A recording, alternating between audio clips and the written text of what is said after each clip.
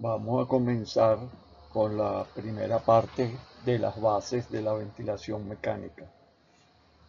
Como podemos ver en la lámina, las diferentes gamas de ventiladores modernos con los que disponemos en la actualidad y que todos tienen una característica fundamental, que es la pantalla de monitoreo a través de la cual podemos tener una valiosa información de lo que está haciendo el ventilador y de la interacción entre el paciente y la máquina.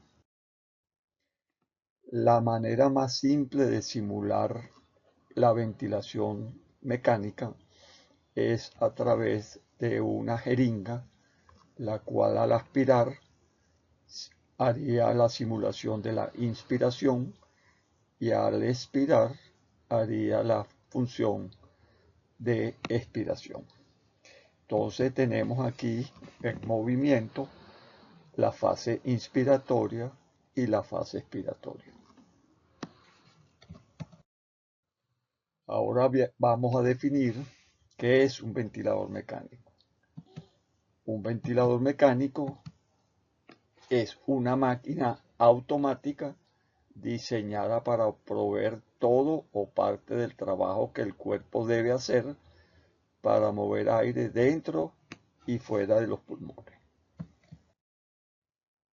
Tenemos tres tipos de ventiladores mecánicos: los de presión negativa intermitente, los de alta frecuencia y la ventilación a presión positiva intermitente. Durante la proyección nos vamos a dedicar a los ventiladores a presión positiva intermitente.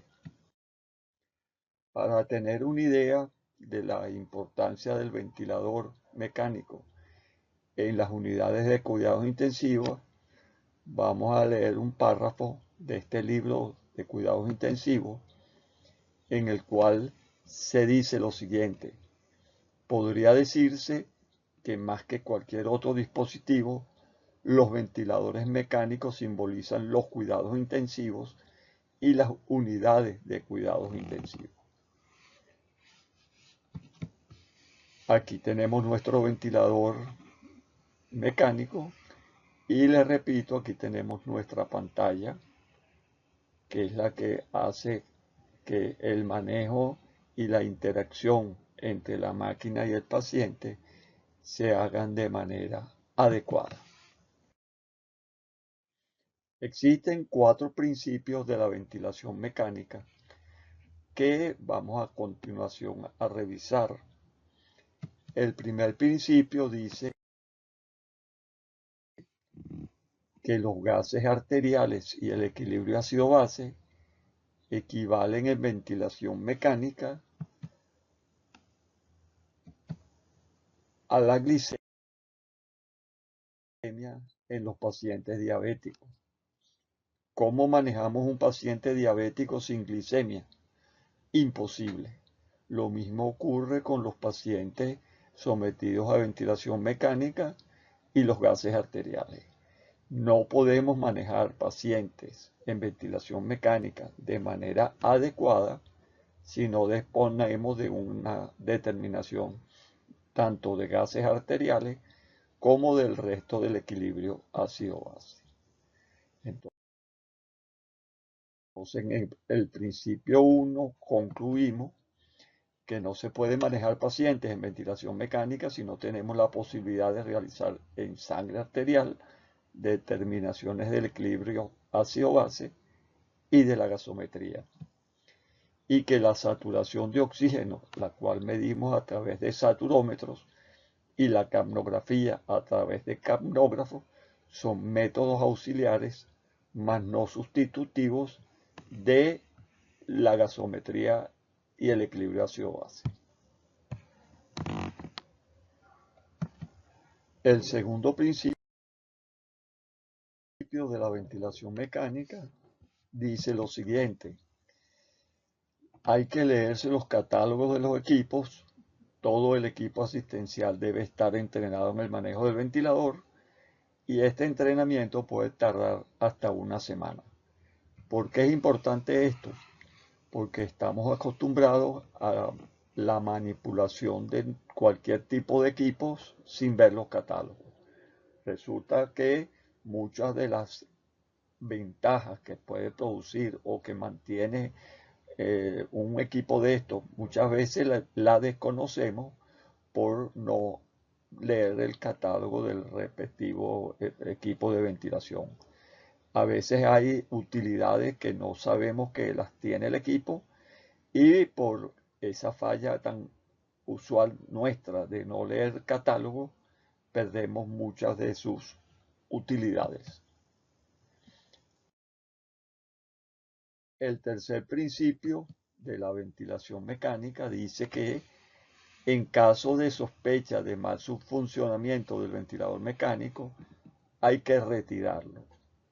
Nunca se debe revisar conectado al paciente y siempre es conveniente tener ventiladores mecánicos de reserva, ya que como máquina al fin puede en algún momento fallar en cualquier hora del día y de la noche, y si no disponemos de un equipo de reserva, tendríamos que eh, proceder a ventilación manual hasta que aparezca el equipo que necesitamos.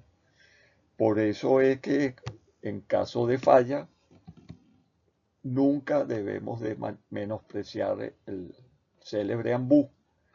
Y como decimos en medicina crítica, el ambú es el mejor ventilador que existe en la actualidad. El cuarto principio de la ventilación mecánica dice que las principales indicaciones de la ventilación mecánica son disminuir el trabajo respiratorio del paciente y mejorar el intercambio gaseoso a nivel pulmonar. Estas son las dos principales indicaciones de la ventilación mecánica. Siempre es bueno recordarlo que no podemos colocar un paciente en ventilación mecánica y no disminuir el trabajo respiratorio, ya que sabemos que el trabajo respiratorio puede consumir el 80% de la disponibilidad de oxígeno que tenga el paciente en un momento. Por lo tanto, solamente disminuyendo el trabajo respiratorio, permitimos que el paciente utilice ese ahorro de oxígeno en los músculos respiratorios en los otros órganos como el corazón, el intestino, el hígado, los riñones, etc. Terminados los 4 principios básicos de la ventilación mecánica, vamos a ver ahora un concepto básico. Aquí tenemos la caja torácica. La caja torácica, dentro de su interior, no solamente están los pulmones, está el corazón, los grandes vasos, el timo, y en la parte posterior de la tráquea corre un órgano muy importante para el monitoreo de la ventilación mecánica, que es el esófago. En esta diapositiva vemos al lado derecho el espacio pleural, espacio que es fundamental conocer para conocer a fondo el proceso ventilatorio, y cuyo espacio está formado por una membrana pegada al pulmón, que es la pleura visceral, y una membrana pegada de la parte de la caja torácica, que es la pleura parietal. Entre las dos pleuras existe un espacio. Este espacio es el denominado espacio pleural y es donde se generan las presiones negativas tan necesarias para el proceso inspiratorio normal. En esta lámina vamos a ver del lado izquierdo la fase inspiratoria en ventilación espontánea, y en el lado derecho vamos a ver la ventilación mecánica en su fase inspiratoria. Cuando se hace la ventilación espontánea En la fase inspiratoria, esta se genera por un aumento importante en la presión negativa del espacio pleural, lo cual hace que se produzca un efecto de succión del aire ambiente para llenar de este modo los pulmones de el volumen necesario para realizar la ventilación. En la gráfica de abajo vemos que al inicio del ciclo inspiratorio la presión pleural es menos 5 y a medida que se va realizando la inspiración se va haciendo cada vez más negativo, entrando mayor cantidad de aire a los pulmones por ese efecto de presión negativa, y al final de la inspiración llegamos a un máximo de menos 10 centímetros de agua. Entonces, en resumidas cuentas, la presión negativa intrapleural es el factor más importante para la inspiración, y recordar que ese aumento de la presión negativa se hace debido al uso de los músculos inspiratorios, básicamente el diafragma y los intercostales externos. Cuando vemos la gráfica de la ventilación mecánica en inspiración, vemos que se aplica una presión positiva extratorácica. Esa presión positiva extratorácica que se realiza a través de las vías aéreas superiores produce expansión de ambos pulmones, pero en este caso la presión negativa intrapleural no juega ningún papel importante. Si lo vemos en la gráfica, partimos de una presión inspiratoria pleural de menos 5, como en la espontánea. A medida que el ventilador va dando presión positiva, la presión pleural se va haciendo positiva, hasta el final de la inspiración, en la cual la presión pleural llega a positivizarse. Vamos a ver ahora cómo es la fase expiratoria en ambos circuitos. En ventilación espontánea se pierde la presión negativa progresivamente porque la pared torácica y los pulmones son elásticos. Ellos tienden a su posición de origen. Si vemos aquí la gráfica, vemos que a medida que el aire va saliendo de los pulmones, el pulmón se va recogiendo, la caja torácica se va recogiendo y se va perdiendo presión negativa hasta llegar a 5, que es la presión negativa pleural de reposo. Ese motivo hace que a medida que vaya disminuyendo la presión pleural negativa, el paciente va botando el aire hasta el final de la expiración, cuando ya todo el pulmón vació su contenido. En ventilación mecánica el mecanismo es el mismo.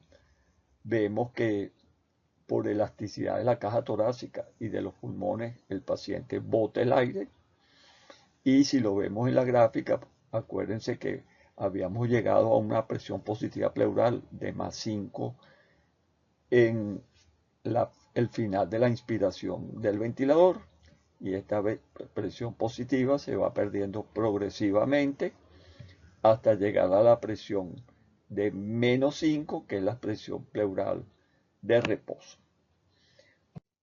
Aquí lo vamos a ver de manera simulada. Aquí tenemos los músculos inspiratorios, aquí tenemos músculos inspiratorios, y vamos a ver cómo en ventilación mecánica se realiza la inspiración. Los músculos inspiratorios expanden la caja torácica.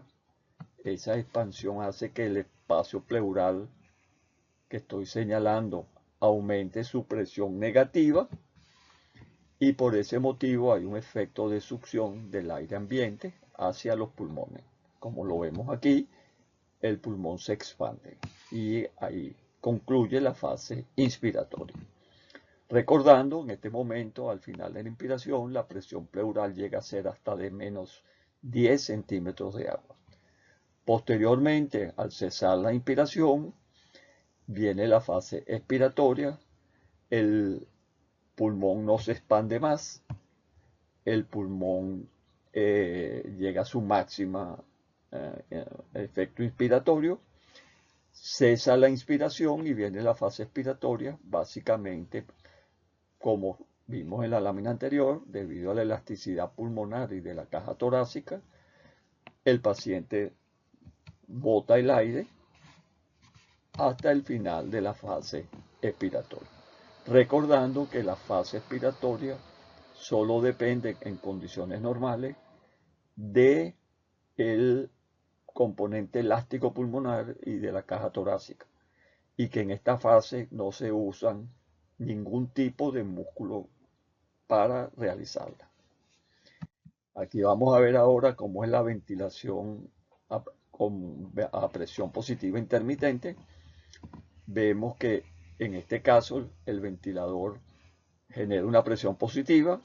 Esa presión positiva es suficientemente importante como para inflar el pulmón, independientemente de que los músculos inspiratorios funcionen o no. Entonces vemos cómo el ventilador vence las fuerzas elásticas de la caja torácica y del pulmón y se realiza la fase inspiratoria. Una vez que el ventilador concluye la fase inspiratoria, viene la fase expiratoria, se abre la válvula expiratoria del ventilador mecánico y el paciente puede botar el aire debido a que es elástico y la caja torácica también es elástica. Aquí vamos a ver simulado, en este lado vamos a ver cómo se realiza nuevamente la fase inspiratoria de manera espontánea. Vamos a ver la inspiración, viene entrando el aire inspirado por nosotros, viene la fase expiratoria.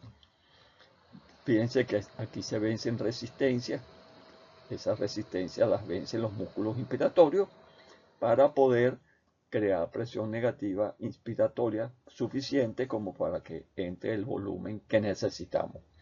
Si lo vemos aquí en la gráfica, la fase inspiratoria es esta que estoy señalando.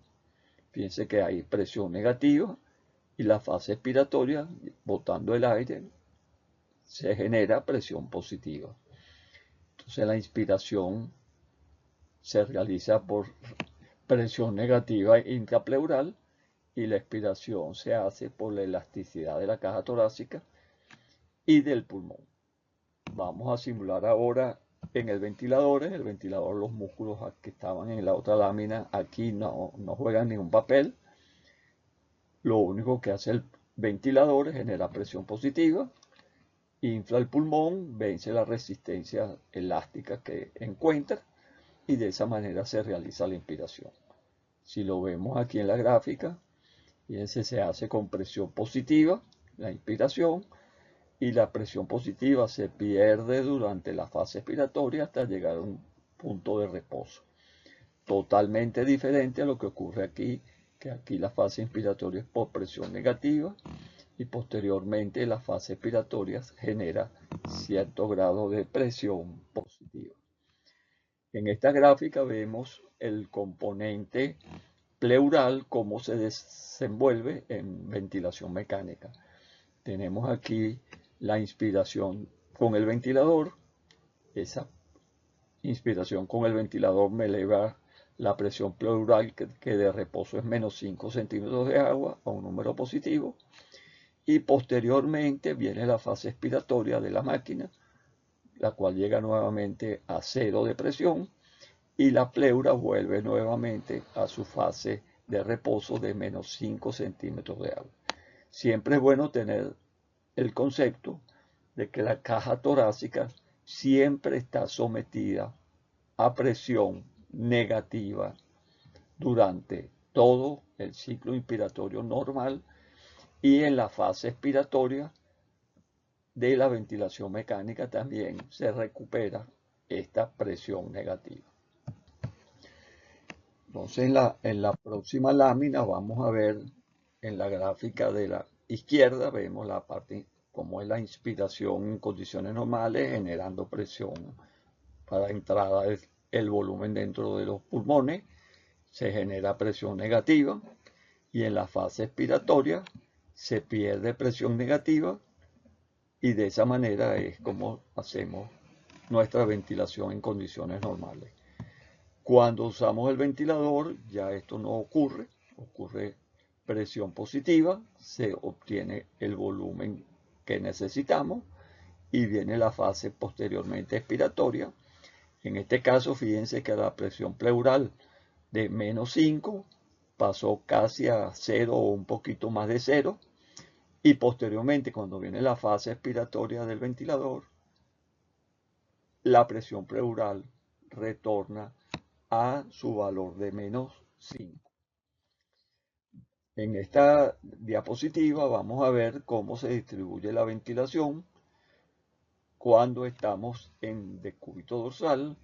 En ventilación espontánea, la mayor cantidad de ventilación se realiza en las partes posteriores del tórax, siendo mucho menor en la cara anterior. Esto es debido al efecto diafragmático posterior que favorece la ventilación de las áreas posteriores. Aquí vemos cómo se realiza en ventilación mecánica. En ventilación mecánica, al contrario de la espontánea, se realiza la mayor cantidad de ventilación en la cara anterior y la menor cantidad de ventilación en la cara posterior. Esto es importante cuando vayamos al manejo de los ventiladores y a las consideraciones de las alteraciones de la ventilación-perfusión. En esta lámina recordamos la importancia de recordar que el corazón es un órgano intratorácico. Vamos a ver ahora aquí los cambios cardiovasculares que se producen en el proceso ventilatorio. En ventilación espontánea se realiza la inspiración, la expiración y nuevamente viene la inspiración. En este caso, vemos que al final de la inspiración llegamos a un máximo de -10 centímetros de agua intratorácico. Entonces, cuando vamos a ver el retorno venoso, vemos que normalmente el retorno venoso en condiciones normales, en condiciones de ventilación espontánea, se realiza en la fase inspiratoria. ¿Por qué en la fase inspiratoria? Porque es donde se genera mayor cantidad de presión negativa. Cuando vamos a examinar la parte de ventilación mecánica controlada, vemos que, al contrario de lo que ocurre en la ventilación espontánea, el sitio donde hay mayor presión negativa intratorácica es en la fase expiratoria, porque la pleura llega a su presión negativa de base, que es -5, y durante la fase expiratoria, en ventilación mecánica, es donde se realiza la mayor cantidad de retorno venoso.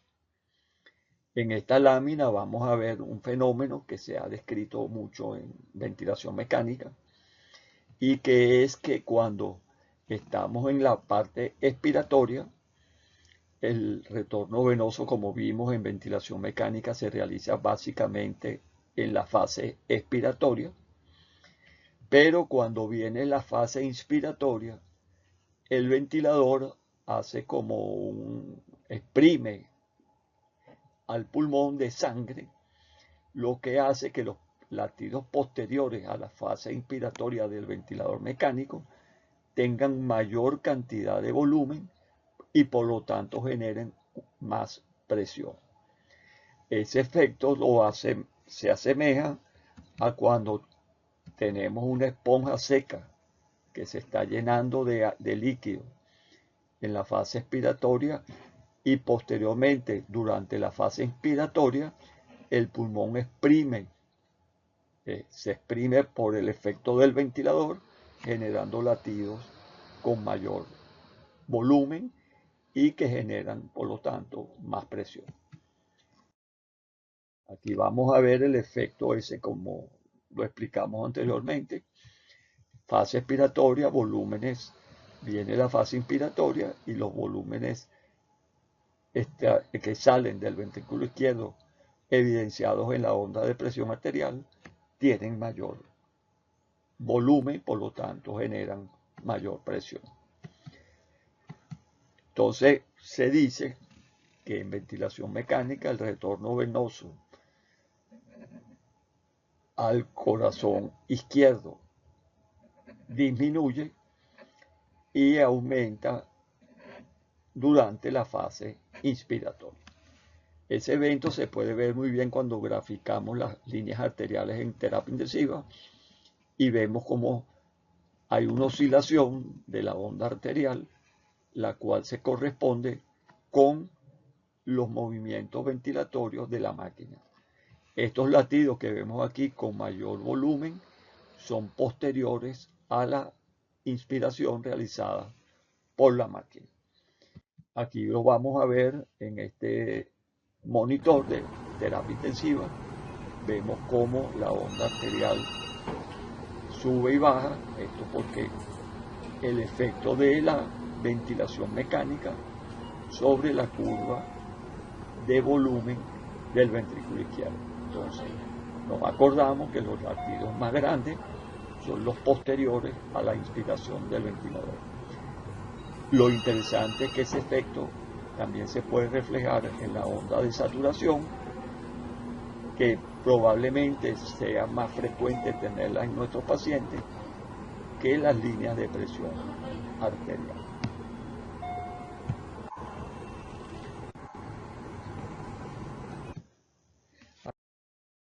Aquí recordamos lo que vimos en la parte de fisiología, que lo que es la cadena respiratoria. La cadena respiratoria empieza con las órdenes emanadas del cerebro para iniciar la inspiración, la columna vertebral, el sistema neuromuscular, que transmite los impulsos desde el sistema nervioso central, esos van a los músculos torácicos y al diafragma, generan las presiones que hemos visto anteriormente, las vías aéreas que permiten el paso del aire desde el ambiente hacia el alvéolo, que es el destino final de la ventilación. Aquí vemos cómo se realiza el ciclo ventilatorio espontáneo. El ciclo ventilatorio espontáneo, el organismo, a través de sensores de oxígeno, de pH y de CO2, manda información a través de los diferentes componentes del sistema nervioso hacia los músculos inspiratorios, formados básicamente por el diafragma y los intercostales externos, y de esta manera se inicia la inspiración en el paciente. Aquí en la fase 1 del ciclo espontáneo es cuando empiezan los músculos inspiratorios, reciben la orden de iniciar la inspiración y la inspiración se realiza en la fase 2, que es la fase inspiratoria. Esta termina una vez que los requerimientos están satisfechos, llega a la fase 3, que es fin de inspiración y pase a expiración, y vemos posteriormente la fase expiratoria, la número 4.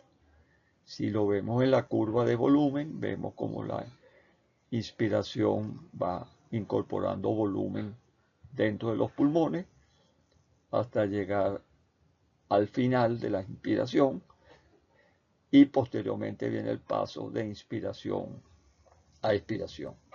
Recordar nuevamente que en la fase expiratoria no se usa ningún tipo de músculo, no se usa ningún tipo de musculatura. Entonces, recordando, vemos que en la fase expiratoria no se usa ningún tipo de músculo y que el uso de ellos significa enfermedad pulmonar. Repitiendo, la fase inspiratoria normal o espontánea se caracteriza por tres puntos clave: el inicio de la inspiración propiamente dicha y el fin de la inspiración. Posteriormente hay un pase de inspiración a expiración para generar la fase número 4.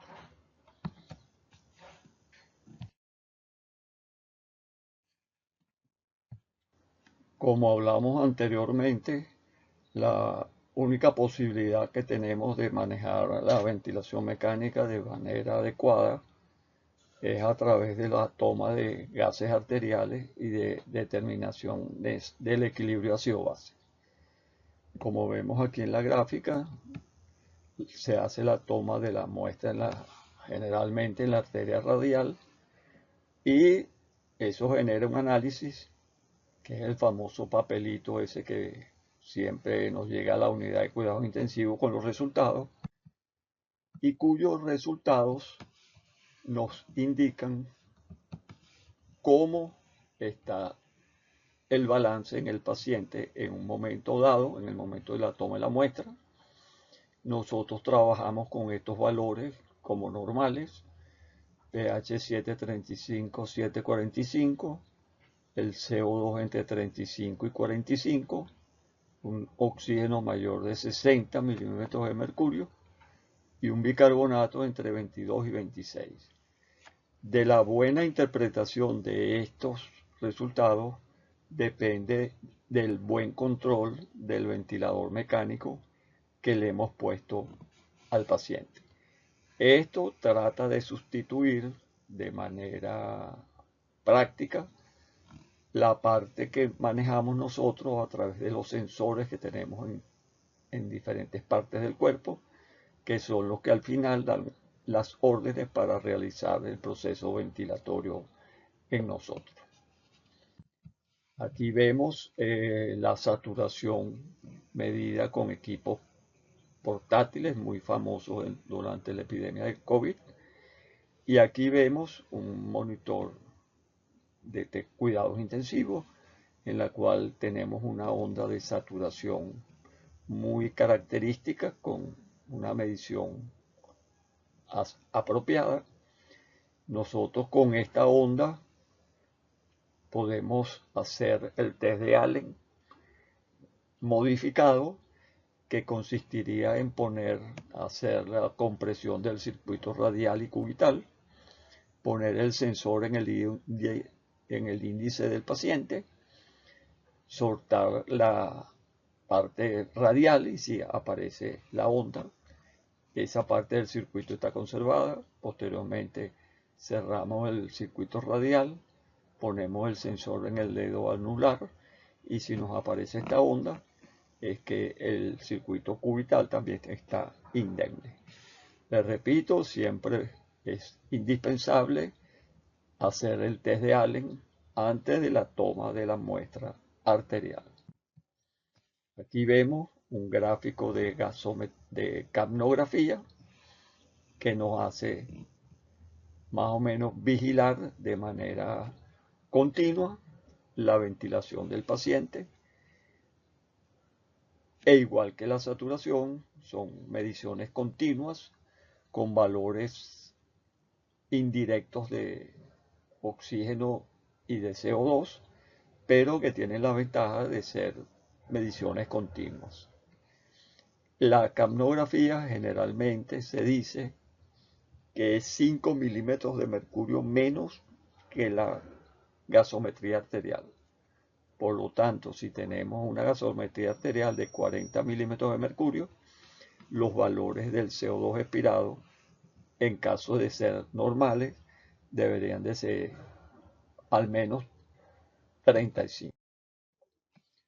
Ahora vamos a repasar el ciclo ventilatorio mecánico. Ya vimos el espontáneo. Como el espontáneo tiene 4 fases: el inicio de la inspiración, después viene la fase inspiratoria propiamente dicha, después viene el paso de inspiración a expiración, que sería el tercer paso, y el cuarto paso, que es la fase expiratoria. Como en ventilación espontánea tenemos unas 4 fases que tenemos que simular cuando conectamos el ventilador mecánico. Esto lo manejamos con gasometría y ácido base, y repito que del buen manejo de estos resultados y de su interpretación va a ir unido con el buen manejo del ventilador mecánico.